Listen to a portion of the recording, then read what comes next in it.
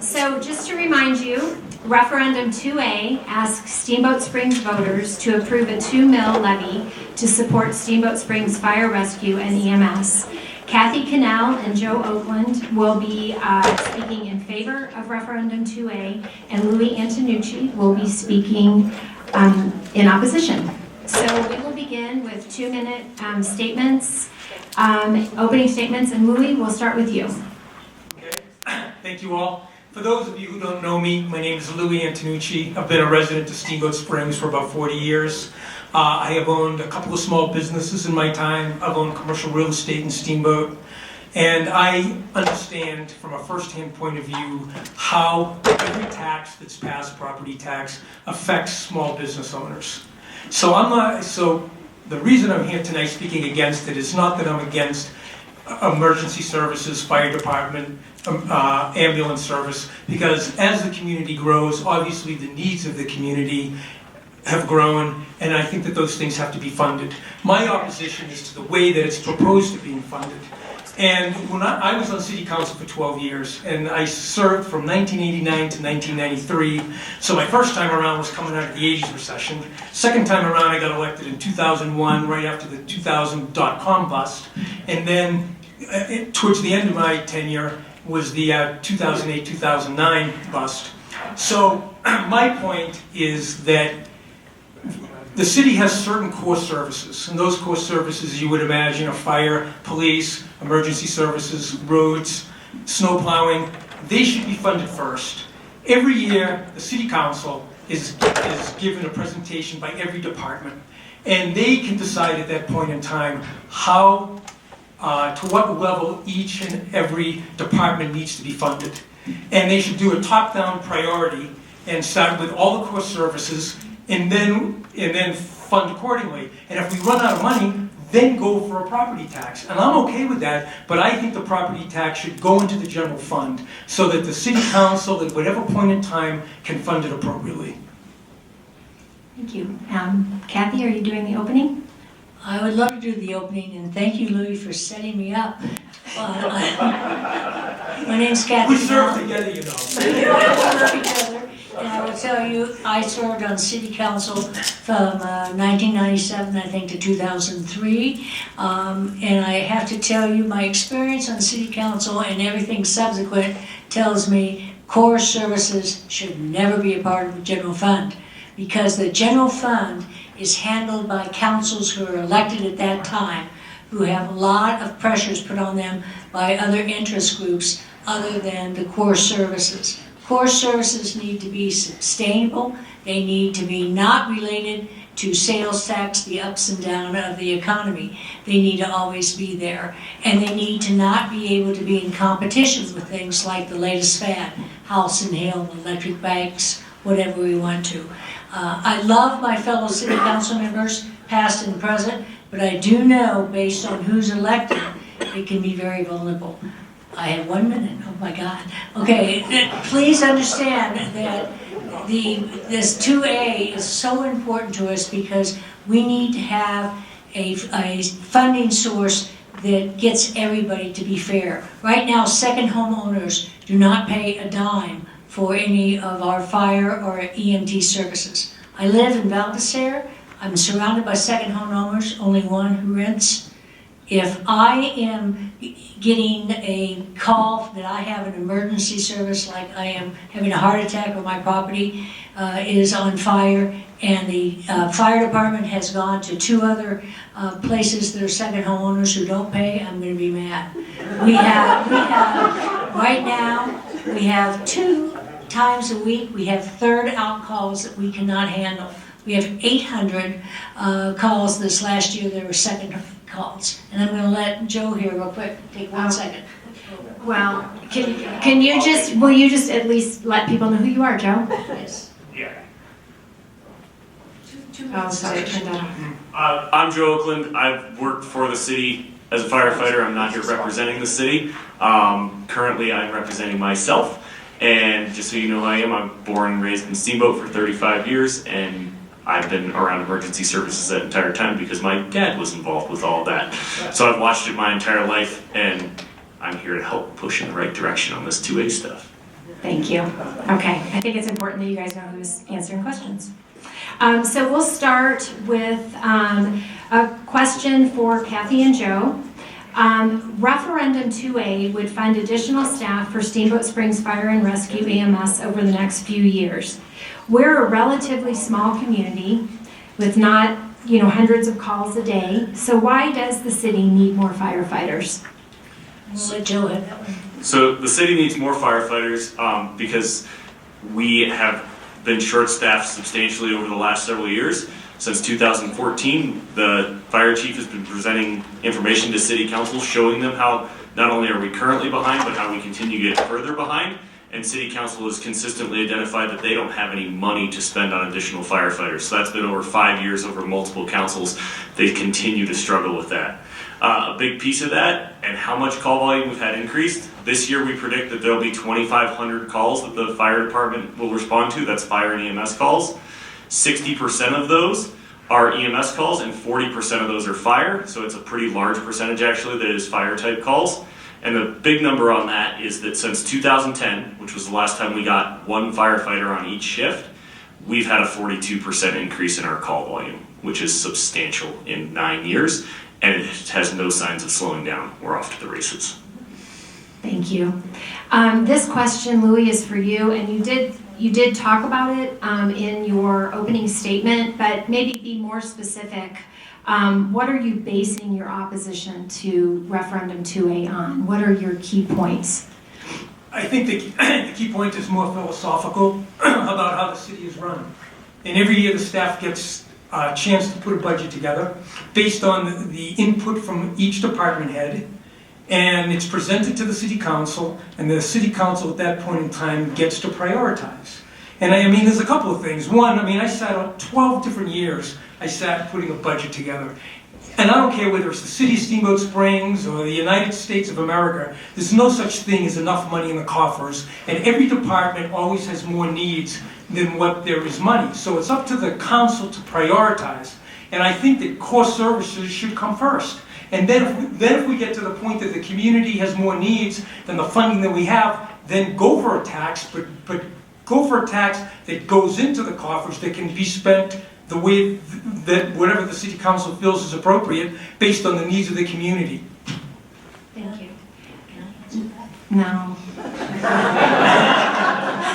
Sorry. No. Maybe you can combine it somehow, get it in here in one of these answers. Okay, so back to you all. A 2 mil levy will not generate enough revenue to meet all the needs of Steamboat Springs Fire Rescue and EMS. Why isn't the city seeking a higher mill levy? I would love to say that, to talk about that. We have to walk before we can run. I was the chairman of the advisory committee made up of the community, many commercial people. As you know, because of the Gallagher Amendment, commercial gets hit much harder than we do on the residential level. And we unanimously agreed that 2 mil would be something that that everybody would agree to. And I do think we have to walk before we can run. And this is a way that we can get 3 more fighters in 2020 and 3 more in 2021, and it allows us to really start to save for another needed fire station. And I want to emphasize the walk before we run. We have a lot bigger need, but we have to bring the community with us. And there's nothing more important than the public safety for all of us. And that's why it should not be at the whims of City Council. It should be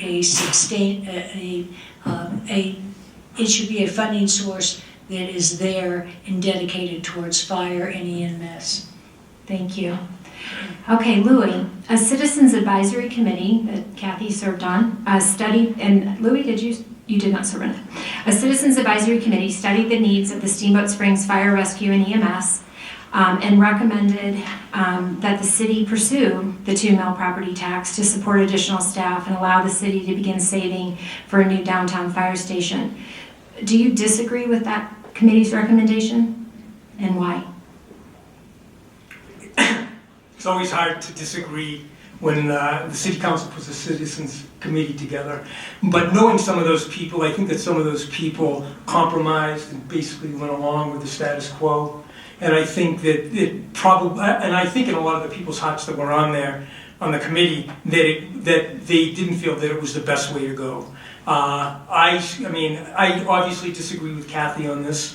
That I think that the city council, we elect people to represent us. We elect people to pretty much do the right thing with the budget. And if we're saying we're going to have a dedicated property tax to fire and emergency services, but what about the police department? What about roads and snow plowing and water and sewer? Core services are core services, and I think if we elect the right people, they will put the money where it belongs, and then the things that can't get funded, because we're a growing community, and we are a growing community, if we need a property tax, get the property tax, put it in the general fund and spend it appropriately. If we elect the right people. Okay. Well, here we go. Okay, so for the pro side, what assurances do we have that the money generated by the 2 mil levy will actually be used for fire and rescue and EMS? This will be, go ahead. I got it. You got it. So it's right in the ballot language, first of all, that the 2 mils is earmarked only for fire and EMS services and can't be spent on anything else. And there's talk of the fact that, well, they'll cut the other sales tax dollars that they put towards that. The 2 mils is never going to cover the full cost of providing fire and EMS service inside the city. We currently spend about $4 million a year, and 2 mils generates $1.5 million. So they're going to have to continue to supplement all of that with sales tax. And all of the city council members have stated clearly that they have no interest, and there's no projections, and there's no direction that anybody's ever looked at of cutting money that they're already spending from the sales tax dollars. This is an increase of money that goes to the fire department, and they specifically earmarked it for that because in the past, anytime that anybody's talked about a property tax, they said, well, where are you going to spend the money, and why don't you cut it from someplace else? We want it earmarked for something very specific to know exactly what we're going to spend the money on. Don't just let it go into the general fund. Thank you. Louis, I know you're here because you don't support 2A, but you also seem to recognize the needs of fire rescue and EMS. So acknowledging that, how would you suggest the city adequately fund this department and plan for its growth as our community grows? I think I already answered that. Government is difficult because with a growing community, there are always more needs than there is money. If you've already answered that, what would you cut then to provide for a growing? You can't ask that of a person that's not on city Okay. council. Listen, they are given a packet that is so big and they do so much studying that without being there, it would be, listen, I was there for 12 years. You cannot second guess what these people go through. And my hats are off to every one of them because it is always brain damage. There is no question about it. That's one thing that Kathy and I really can't do. And when I got elected in 2001, she was my city council president, and we almost always saw things through the same lens. But in this case, it's a core service. Why are we separating one core service and not the other ones? That's my point. Okay, thank you. So this is for both of you, and so we'll let you guys answer it first. So if 2A is approved, it would become the city's first property tax in 4 decades. The city is currently dependent on sales tax revenue, which we've already talked about. Do you see this referendum as the first step to moving the city toward pursuing more property taxes to support services? And if so, do you view that as a positive or a negative? I would be happy to answer that. I don't necessarily see this as a first step. I see this as a necessary step that I started back in 1997 saying, for our core services, they need not to be dependent upon the ups and downs of sales tax. For the core services that the city provides, we need to have a sustainable amount of money. We have something that's not dependent upon the whims of whatever city council that we happen to elect that is there. I do think there is opportunity for us to look at more expanding, like the word emergency services or public safety, you know, that goes into the police, but that's to be determined in the future. Louis? Did you repeat like just the last section of that? Yeah, so do you see this there are people in the community? No, just the last sentence. Okay. No, actually, you don't have to. Because the last sentence was, do you think it will lead to further tax increases? Yes. Does anybody think that it won't? Let's everyone raise their hands. Okay, they already said they need 9 mils and we're starting with 2. So here's the thing. Sales tax revenues are up almost 8% this year. Last year they were up 4%. The year before they were up 6.5%. The year before that they were up 6.2%. Okay? Inflation is about 2%. We're really getting more money every year. Now, the fact is that, this is a great community. Everybody's involved in the community. They come to city council. Everybody wants things. The city council tries to please everybody. The reality is, fund your core services and then fund everything else. We don't need a property tax. Okay. So last question.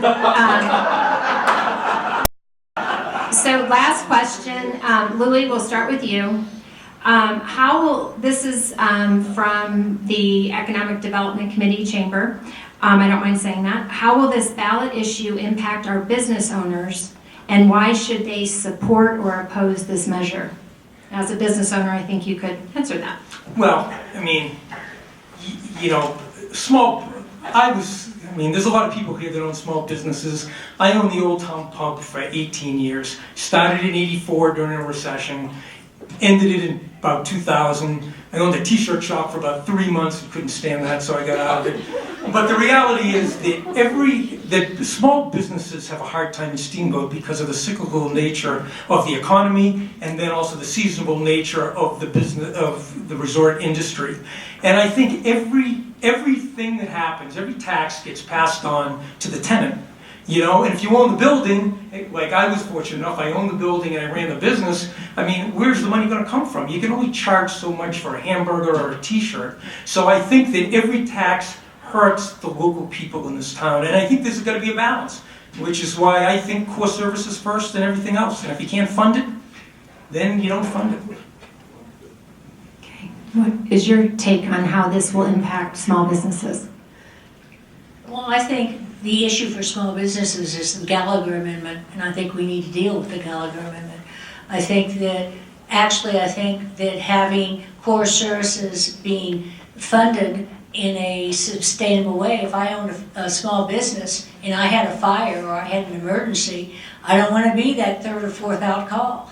And what we're missing here is that we have a problem not getting to our people when 2 times a week, we have third out calls that we cannot answer. 800 times this year, we've had second out calls, and depending upon where we are, we can't answer all of those. So I think core, safety, and all of our services need to be answered. I think it's a very small insurance policy that we do to be able to pay for making sure we have enough people to answer our basic needs.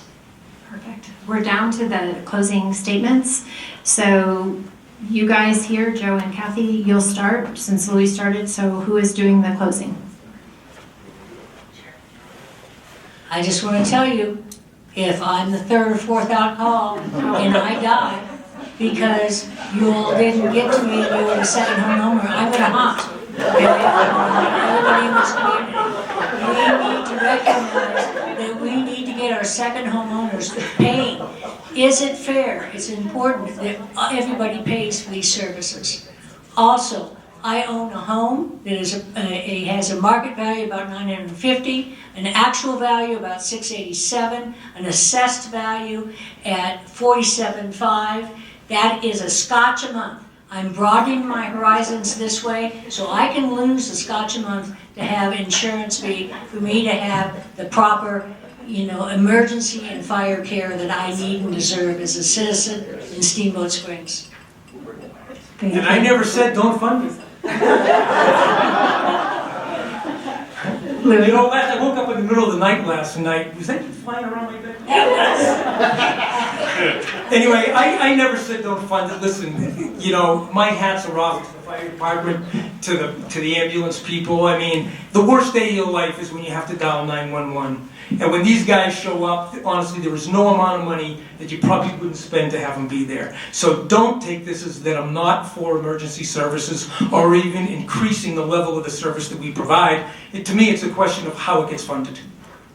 So aren't we the best at last? Yes, this was a great way to end the night, and we are ending the night. So thank you all for being